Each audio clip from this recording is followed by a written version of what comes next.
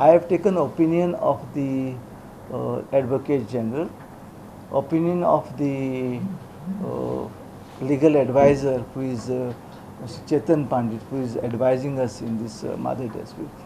The clarification given to Mr. Bomai also clear our apprehension of people of Goa that this water cannot be diverted just like that by way of writing letters or through the correspondence. They have stated in their earlier letter, which is very clear, the matter is before the Supreme Court. The tribunal award has to be notified.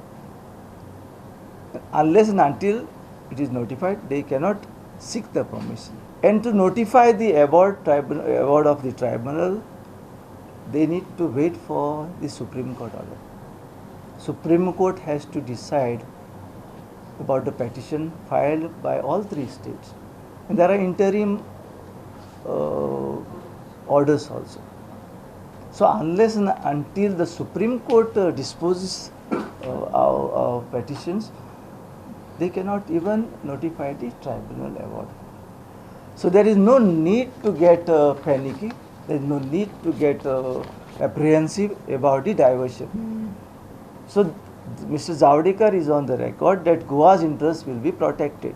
So in his letter, he has not given any weightage to the Karnataka by this clarification. It is very much clear.